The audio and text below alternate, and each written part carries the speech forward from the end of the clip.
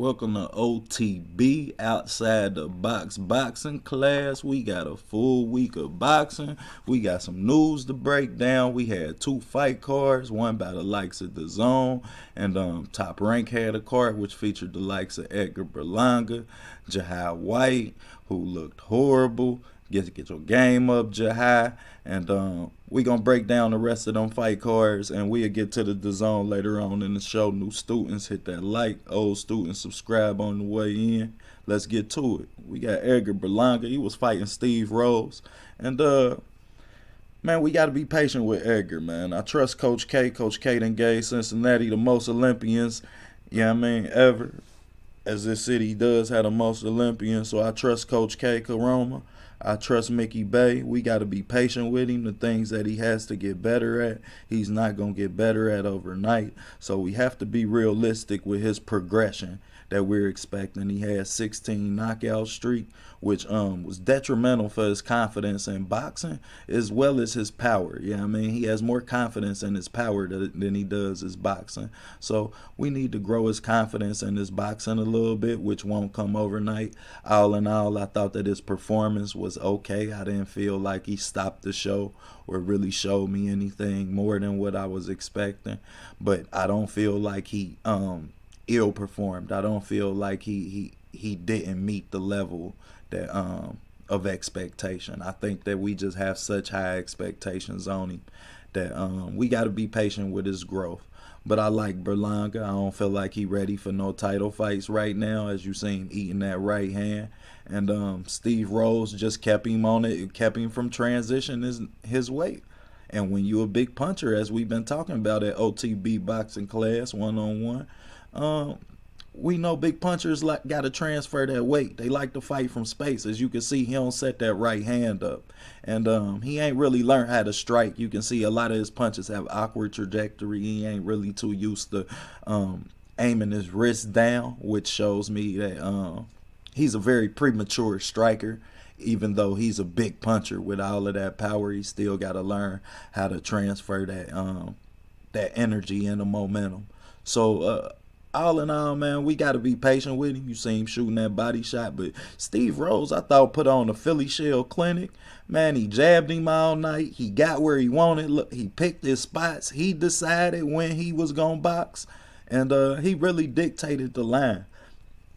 If you ever want to watch a fight where you can see a fighter really maintaining the line and you want to notice his aggression level based off of the line, then this was a good fight to watch. But we got Xander Zayas and Lavalace out of New Orleans. Lavalace fought hard, but Xander Zayas just showed us great footwork. I was very impressed with his footwork in this fight.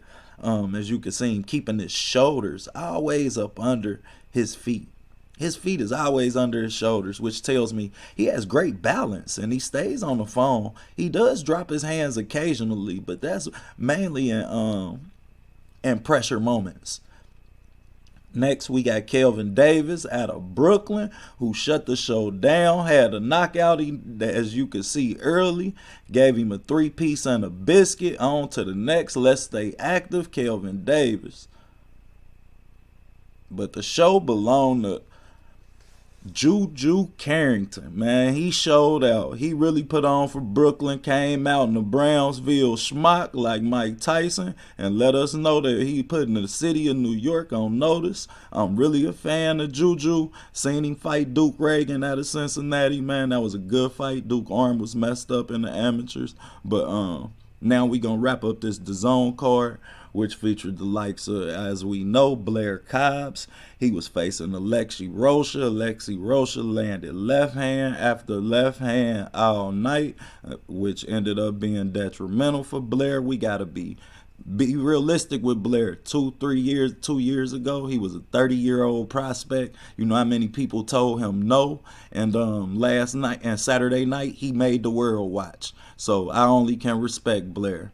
But we also had Michael McKenson, who was winning, and he beat Alex Martin out of Chicago. That was a good fight. I felt like Alex Martin won. Probably everybody, but me and Mike Coppinger felt like he won. But Next, let's get on to the news, man. We got Rolly Romero took it to Brian Custer today to tell us that he thinks that Ryan Garcia is a better boxer than Gervonta Davis. Says that Davis ain't fought nothing but tomato cans. He looks to keep Davis on his back foot. He's big enough to take the shots, and he talked that shit. So if you got some time, go check out that interview with Brian Custer on the Last Stands podcast. Great interview. Rolly talk that shit, man. But as you know, some people just say all the right shit. I'm not a fan of people who can say all the right shit, because that tells me that you gonna do some fucked up shit. But another subject, I really am looking forward to this fight. We'll have fight film on this fight real soon. As you can see, Rolly reckless abandonment for boxing and defensive responsibility, which I feel like is going to be detrimental for him in the fight with Gervonta Davis, who's a big puncher and great in the pocket. Gervonta is one of the best fighters I've ever seen in the pocket, man, because he sets his punches up, and he's another one who don't have an active jab, but he has active head movement, so he's able to close this distance without throwing any punches. Him and Canelo Alvarez is another one that you'll see do that occasionally. But I can't wait to break this fight down. I can't wait to break it down with y'all. I'm really looking forward to it. We all know Rolly could sell a fight, as he's probably, him and Blair the Flair, the best promoted fighters, self-promoted fighters in boxing. So I really look forward to this fight, man. Can't wait to break it down with y'all. And last but not least, we got your boy Roy Jones Jr.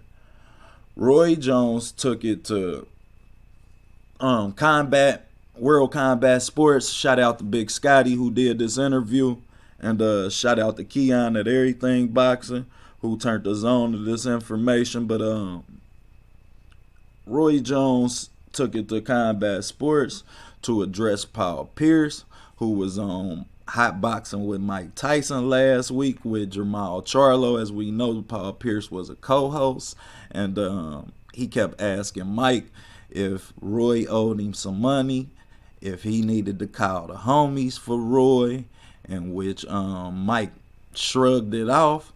But Roy, as we know Roy, Roy ain't gonna let nobody say his name, and he ain't got no shit to say. So Roy took it to World Combat Sports to say shit, he got some homies too, and that he doubt that Mike Tyson need his help if it ever comes to that. But whatever Paul Pierce want to do, he with it. So I definitely looking forward to seeing where that go. I'm really hoping it don't go too far, as Paul Pierce is a basketball player. Stay in your lane. That's the shit that got you cut up fucking with Benzino and them when you was in Boston. Might I add you though, Paul Pierce got stabbed 11 times and ain't missed no games in an 82 game season, which is impressive, man. If you could get stabbed, man, you get stabbed, that do arteries and shit. So really looking forward to it, man. As I said, we will have a lot of content dropping this week. We got a Showtime card. We got another DAZN card, Showtime card featuring the likes of Tim Tszyu, Terrell Goucher. That film is up already, but we gonna get to it, man. And I'm looking forward to that fight. Stand Up Ohio. I'm definitely picking Terrell in that fight. I think that his timing just gonna be the key. As I showed you in the video, Tim Tszyu is such a big puncher. And we just seen Steve Rose isolate the jab. Steve Rose timing wasn't good enough, and he don't have enough power to really capitalize off of that like he could have in order to win that fight, which is why I felt like Berlanga did win that fight. However, I do feel like Terrell Goucher will sit on his punches in the pocket, pick his spots, and I feel like he will time this space attack from distance that Tim Tszyu has, and I'm looking forward to it. It's a good undercard on that fight too, and we might break one of them down this week. So definitely hit that bell notification so they can let you know when we cooking up in the kitchen. Like, subscribe, get the OTB boxing class 1-on-1. That was this week's in boxing, and we working, man. So you keep working. Let's work together. Let's grow together. And we out.